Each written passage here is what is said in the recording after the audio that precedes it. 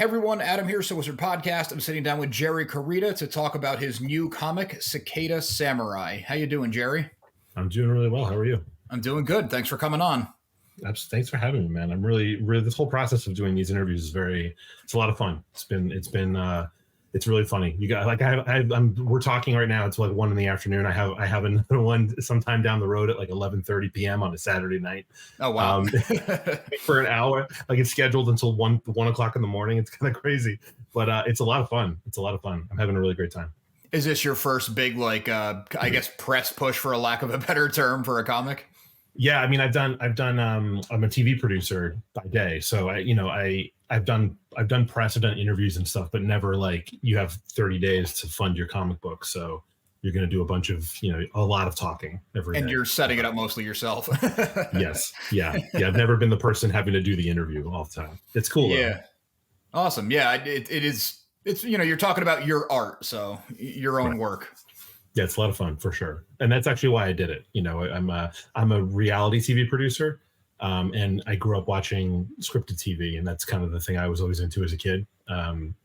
So that's the kind of TV I would like to make someday, if I keep doing television. Yeah. But I started doing comics because I wanted to write my own stories and not rely on like partiers on the South Shore of Jersey, like to say funny things so that I can make a TV show about it, Right. Yeah. You don't have to ask anyone permission if you can work today, if it's your own comic. Right.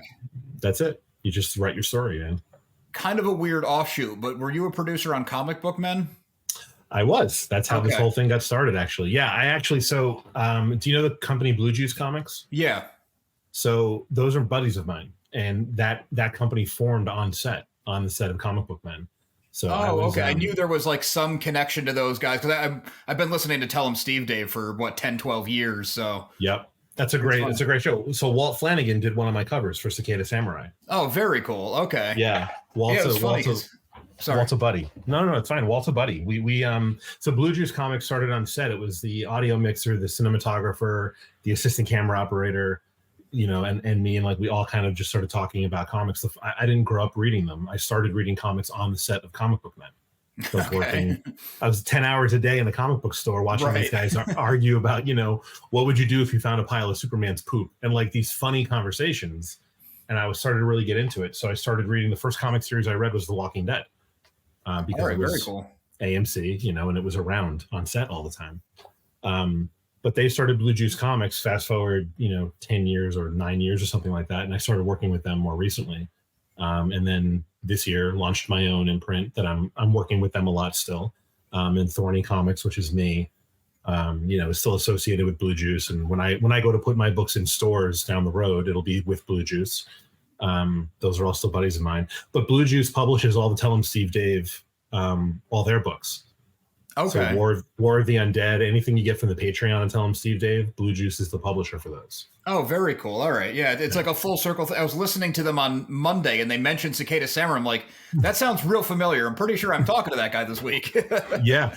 I had no idea he was going to do that. So like Walt, like I said, was on the podcast, is doing did a cover for me, which has been the most popular one. The fans of Tell 'em Steve Dave are like the most supportive people, and as soon as they know that Walt did something, they run out and they support it. So they've been wonderful, and that's been the most popular cover so far in the Kickstarter campaign.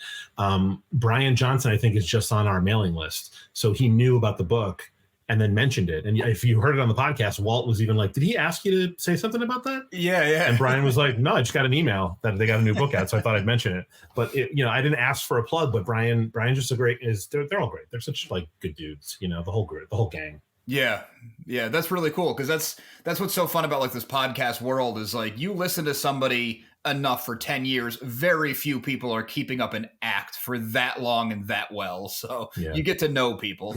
Yeah, they're all really great dudes. Ming is is a really good buddy of mine too. He, the night that I launched my campaign, I did it live with him on a live stream, with his company, A Shared Universe. Oh, very cool. So, they're all kind of my whole comic book journey story is interwoven with those guys. Like, that's really interesting. We could probably do a whole hour just on that, but let's get back to Cicada Samurai because what we're here for. That's awesome. That was really cool to hear.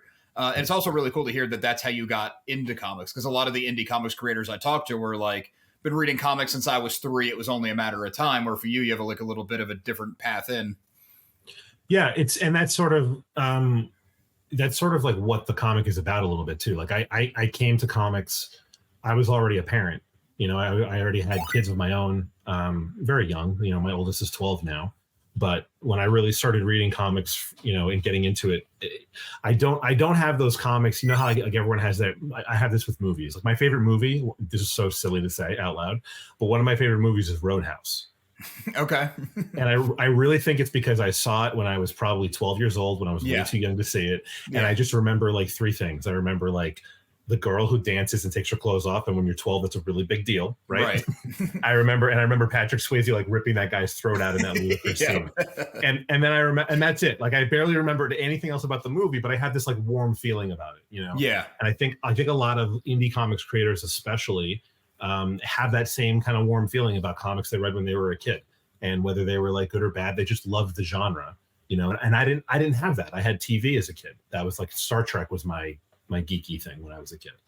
And it wasn't until later that I started reading the comics. And so I came at it with a different appreciation. I liked the storytelling. I was always looking for the more sophisticated stuff to read first. And then I went back and read everything, like I've read all of Batman stories, for example. Yeah.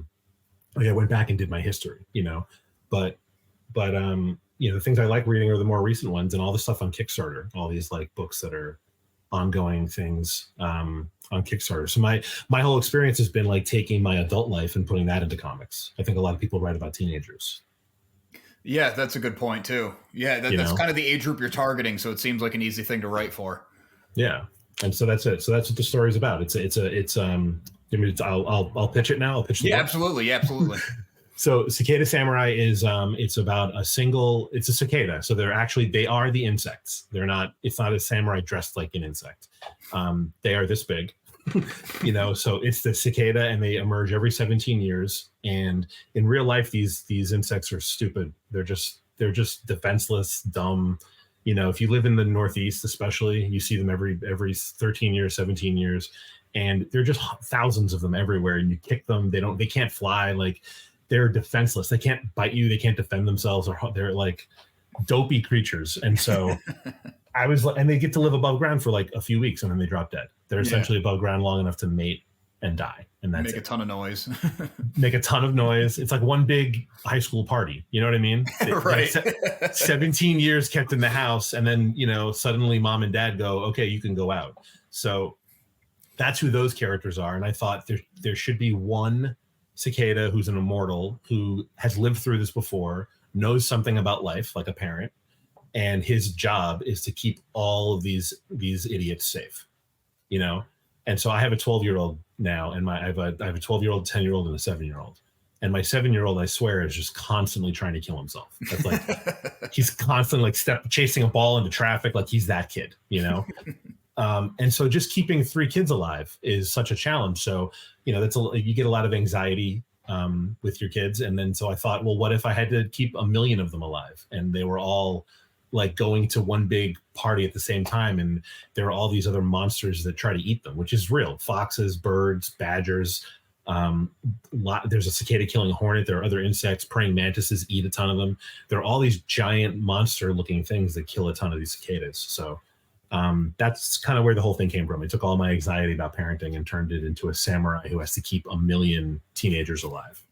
That's really awesome. All of like the predators of the cicada that you just mentioned, like, do a lot of those show up through the course of the story? Because I know the hornet's kind of your big bad. Yeah, they will. I think the first book that I'm doing the Kickstarter right now is a short story. The idea is I just wanted to introduce the world and see if people liked it at all. And if nobody likes it, I'll stop. I swear. But if it goes well, it's been going pretty well. So my plan is this is a short story. It's only 10 pages. The next thing I'll do is the 5-issue arc, the first arc, and the big bad for that story is a cicada killing hornet, which is like this monstrous evil. In real life, a cicada killing hornet will catch a cicada, paralyze it with its stinger, drag it back to its burrow, and lay eggs around it. And when the eggs hatch, they eat the cicada alive for days. and the little babies know not to eat vital organs, so the cicada stays alive for days while these monsters eat it. And I remember, so when that big brood came out a few years ago, 2 years ago, I think it was, I got obsessed with cicadas. I started reading about them, and I read about the cicada killing hornet, and right away I was like, that is a comic book villain. That is a monster. Yeah, that's real sadistic. Yes. And so that's who my big bad is for the story. That's like the one sort of monster that he can't handle on his own, and he's gonna have to figure that out later. But this story, you get a taste of it. There's a raven, there's a couple of kids. I'll tell you the story of this issue. Yeah. Like any teenagers, right? Like you tell them that they stay inside, a couple of them are going to sneak out. So he's been keeping them all below ground until they're ready to go out into the world, until he's prepared to. So he hasn't picked up his sword in 17 years since the last brood. So he's a little rusty, And then basically 2 of these kids decide, you know what, we're going to go. I don't believe it. I don't believe for a minute that it's as dangerous as they say up there. I think my parents are lying to me. It's that thing. So they decide they're going to sneak out. They immediately get themselves into trouble, and he has to spring into action. So you'll get to see him in action pretty much right away. You get to see some of the horror elements and the gore and stuff right away in these first 10 pages. And you just kind of get a taste of the story and the setup. That was kind of the goal. It all takes place a few weeks before the millions of cicadas actually emerge. Okay, that's really cool. So it's your first story, but it's also kind of like a primer for here's what you're getting into. Yeah, it's a little setup, and I think whenever I publish the first issue, I'll probably include this as like a backstory or the beginning of the story. It's a little 10-page primer. Yeah, your normal 20 or 30 page, 22 or something like that page. Full length book. Oh, very cool. You were saying that the cicadas, it's not a samurai dressing a cicada, it's an actual little bug cicada. Are they in our world where, like, in the background, you might see a house that just looks to them huge? And I've been toying with the idea. Do you remember Toy Story when, like, one of the villains of the Toy Story movie was that neighbor's kid who just liked to rip toys apart? I've been toying with the idea of something like that. And I don't necessarily want our little cicada to have to murder a human. Right. But has to get them out of peril. Yeah, exactly. Like something to figure out. But yeah, it definitely is. It takes place in our world. It's a hyper, fantasy version of our world. Like the Raven in this story has these gigantic, otherworldly claws instead of like normal sized talons. He's bloodthirsty, like he's not just hungry. He's motivated by some kind of evil. Okay, you've got like a murderous streak to him beyond just survival.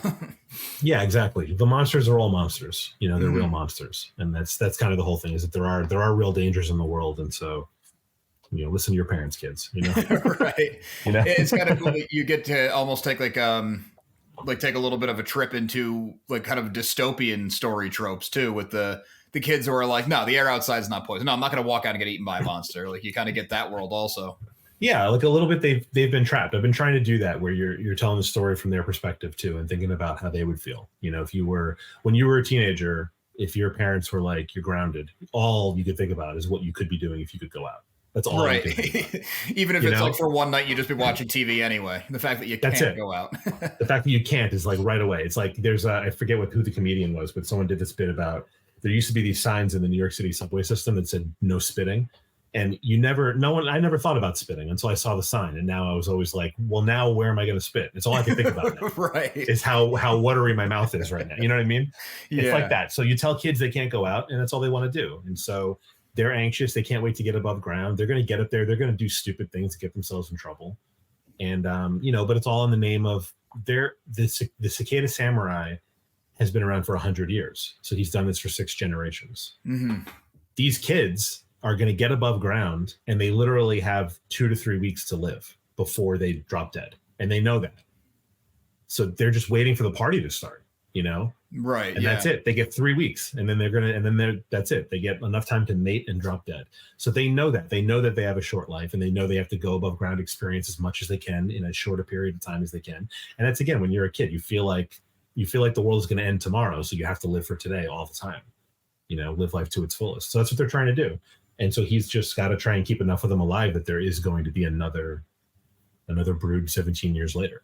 Okay, that's what I wanted to ask. Is his goal isn't ultimately to change the whole cicada life cycle. It's just to keep the species going. He's just the guardian of it.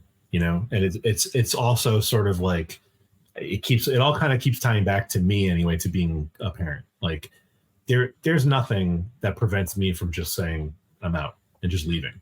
Yeah. You know, like I would have to pay child support, but sure, yeah. but there's nothing that makes me, you know, it's a sense of duty. It's like an ingrained sense of I need to protect these people. Right. And that's sort of what he has. It's a very like, this is why it became a samurai story in my mind and not some other kind of magical powers. So he's got like his samurai powers are magical, you know, in a way, and he's immortal and that's magical. But it's a samurai story because the samurai stories I know that all the American Westerns are based on, it's always some good gunslinger who has some weird sense of duty and now wants to protect people. You know, that the story Seven Samurai, those guys don't get paid. Half of them are going to die. But they feel, for whatever reason, compelled to protect that village from those marauders. Right. And, you know, and that's like in High Noon, the main character in High Noon, people keep asking him, why don't you just leave town? These guys are coming for you. Why don't you just leave? Why are you staying to protect everyone? And all he keeps saying is, I reckon I had to. And that's it. That's his noble endeavor. His great purpose is to protect. And he's compelled to do it, you know? And so in a lot of ways, he's responsible for these kids. It's so much deep, like just hearing the name Cicada Samurai. One, it's a cool name, and a cicada is a cool bug design for a samurai character. But you're making it so much deeper than not I guess than I thought. That sounds like I'm being mean about your comic, but no, you sound really deep and fleshed out, which is awesome. Yeah, no, that's fine. That's totally fine. I think the name sounds like it just sounds like it's going to be a dude dressed like a samurai cicada, you know, with like cicada eyes on it, and fighting, and that's it. And I could have told that story, and that might have been like, there are lots of comics like that are very successful, that are just pure action stories. There are lots of movies like that too. You don't get a backstory; they drop you into the action. When the action's over, the credits roll. You know, right? Like, they're not telling you a backstory. Some stories just don't do that. But I wanted it. You know, again, the comics I grew up reading, I connected with it on another level. Like, you know, the Walking Dead, you know, for example, is so much about Rick and him just wanting to protect his son for almost the whole, you know, for most of the story. Yeah. And that's the underlying thing underneath everything else. Everything else he does, all the weird things he does during the course of the story, it's protecting his family. Other than that, on the surface, it's like, oh, it's the zombie story. You know, we've seen those before. But what makes it different is Rick and that relationship with his family. Well, I think that's why that particular title and show was the phenom that it was, because it wasn't the zombies were almost incidental to it. Right. Yeah. It wasn't really, The Walking Dead is really them. Exactly. You know, yeah. And it's like, what's really dangerous? It's not the zombies, it's the other people. Mm-hmm.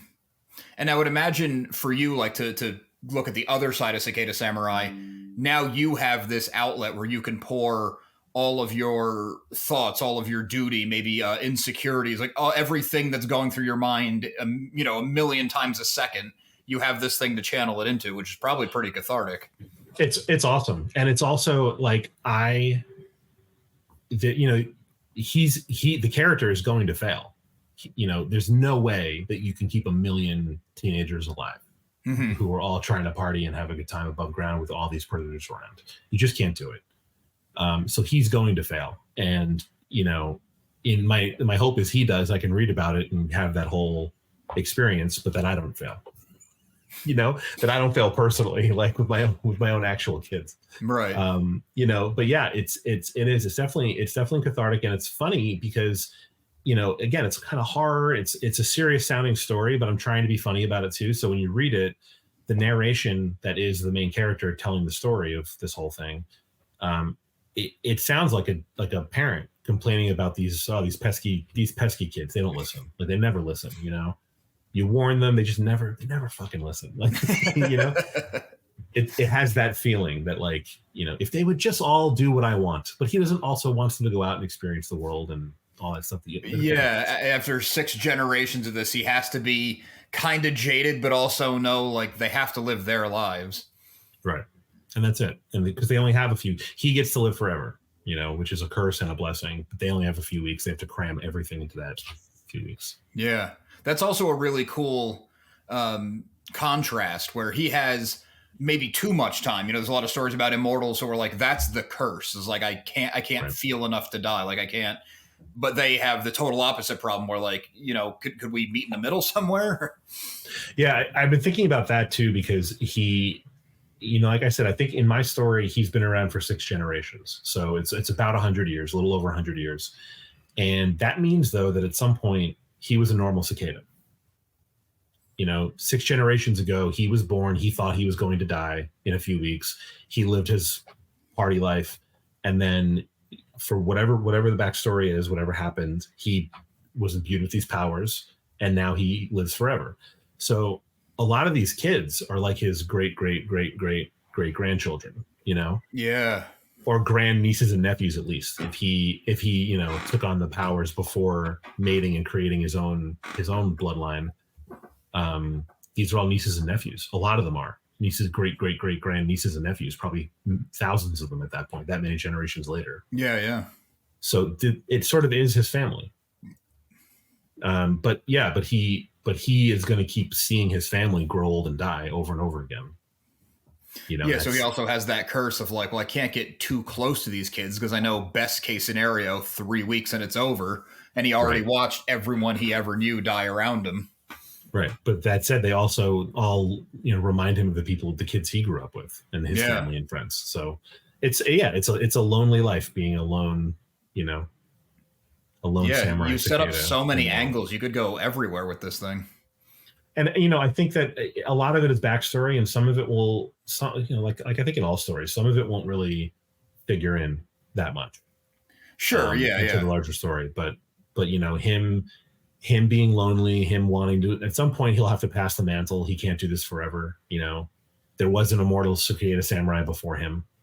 Okay. You know, so it's kind of like, it's a little bit like Buffy in that way. You know, there's always one, every generation has one. Yeah. He's just been doing it for 6 generations. So, okay. Yeah. Very cool. As far as, oh, sorry. No, that's it. Oh. As far as making the comic itself, what role or roles did you take on? Are you the writer? You hired an artist? Are you all of it, or? I'm not an artist. I'm the writer, and so I needed an artist. And do you know Takashi Okazaki? You know the name from? I've actually heard the name, but I couldn't list out their work. He did Afro Samurai as a manga back in the day, and then it became a big anime series. He just did a Star Wars Visions samurai story. That's probably Marvel. Where I heard the name. Yeah, there's a lot of his art going around now that's like Yoda in sort of a samurai pose on a tree, you know, with like the flowy robes and everything. Mm-hmm. He's awesome. He does a lot of animation character design work. So I literally hit him up on Instagram and was like, I have this goofy idea. I don't suppose you'd be interested in working with me on it. And he was into it, you know, and there's absolutely no reason that he would respond to me or anybody. You know, he doesn't, you know, he's great. And he was just very into it. It turns out cicadas are a very big part of Japanese culture. I had no idea. Oh, no, I wouldn't have guessed that. Yeah, so he was really into it. And so he designed the characters. He did the first pass of the character designs for me. He's crazy busy. He was just starting the Marvel book, so he couldn't do the interior art. So I kept looking online. I'm working with a woman named Mary Landro. She lives in Edmonton. She's like incredibly talented. She also has kind of an anime look to it, but the characters look a little different from what Takashi did. So we kind of took his designs and ran with them. But it's gorgeous. And she's really into drawing monsters. And I was like, you're going to love this book. Even the cicadas are kind of critters, you know, mm-hmm. They have wings, they have antenna, they're a little green and fuzzy. But everything that they fight is a giant monster based on some critter in the real world. She was into it, so she's doing the art. A guy named that's it actually for this book. That's it. So I'm the writer, I'm the creator. Mary's my artist. She did 2 of the covers. Walt Flanagan did a cover, and I took Takashi's original design and I made that the 4th cover. So there are 4 covers available. Very cool. Speaking of the 4 covers available, you're on Kickstarter right now. It's going well as of this recording, which I think you have 23 days to go, and this will be up today or tomorrow. So there's plenty of time for people to back it. But you want to run down what your Kickstarter tiers and everything are? The tiers are, for $6, you can get the digital copy. It comes with a digital version of the normal cover, the A cover, which is the cover art for the whole campaign. It's on my Instagram, it's on my Facebook, it's on my Twitter.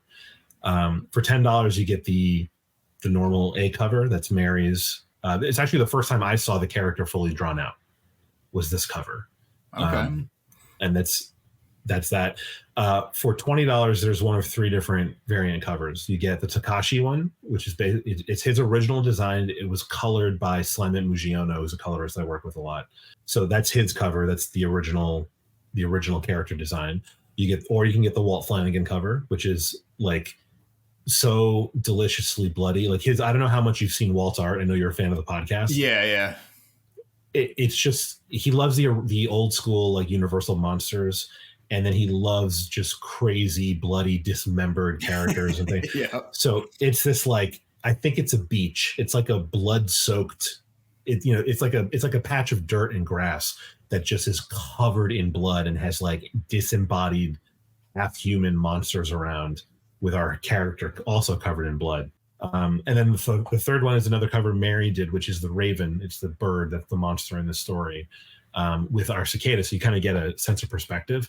Mm-hmm. The cicada is in full battle mode, flying into the Raven's gigantic open jaws. And it was inadvertent. She sent me this sketch, and I was like, it looks like the cover for the Meg, with the giant shark like coming out from under. Yeah. So anyway, I love it. So is that, and then there's like multiple tiers where you can get different you can get both of Mary's covers. You can get all 4 covers if you want. And then the other thing I'm doing that's kind of cool, that I haven't actually seen this on Kickstarter before. Mary has this company where she prints cover art onto a sheet of metal. And so it's not, I tried to be really clear about it, because you can get metals that are just foil covered, foil printing on the comic book. Yeah. I wanted to be really clear. This is the cover of your choice, printed onto it's like a 1/10 of an inch thick sheet of aluminum. It's laser printed. She does it in Canada. It ships separately from her. But you can basically pick whichever of the 4 covers you want, and we'll print them on this 16 by 24 or 11 by 17. I think are the 2 sizes we went with. Very cool. Like that's a good gorgeous piece of wall art. And her ongoing business, when she's so entrepreneurial, she goes to Comic-Cons in Canada now, and it's like exclusively sets up this thing where she's selling her metal posters on the metal. Yeah, it's very cool. Yeah. I think that's it. That's my whole, I try to keep it simple. I have the multiple covers. I wanted to use the original design. I wanted Mary to do 2, and I always knew I was going to ask Walt to do 1. And then the metal thing I just thought was cool. But other than that, it's pretty straightforward. I don't have like 15 versions of every cover. I didn't do virgin variants. I didn't want to be like a cash grab. I just wanted to kind of put the book out there, give people cover options, and see if people like it. Yeah, the book's the star, so that's what you want to focus on. That's what I'm hoping. I'm hoping it works that way. I mean, I'm not, if this doesn't go well, on the next issue, Cicada Samurai will have big boobies. Right. That's another way to beat the Kickstarter thing. That's it. He'll have big boobies, and he'll be fighting Cthulhu in the next one. 100%. Yes, there you go. 100%. Look up some memes and throw them in, and you're good. That's it. Well, that's awesome, Jerry. That's the whole campaign. Yeah, I appreciate you taking the time to come on. Aside from the Kickstarter, it's obviously the first place people should go. Do you want to give out your socials or anywhere else you want to point people? So the imprint I created is called Thorny Comics. Thorny, like a rose bush is thorny. And I'm on Facebook at Thorny Comics. I'm on Twitter and Instagram, both places at Thorny Comics. And you can follow me on all those places, and I update them regularly. So that those are the best places to kind of keep up with what I'm doing. Very cool. Well, thanks again for your time. I really appreciate it. I'm glad to see the campaign's going well, and you still have plenty of time. So we'll get this up and hopefully send some people your way. Thank you, sir. I appreciate it, man. Thanks for taking the time. Absolutely. Thank you.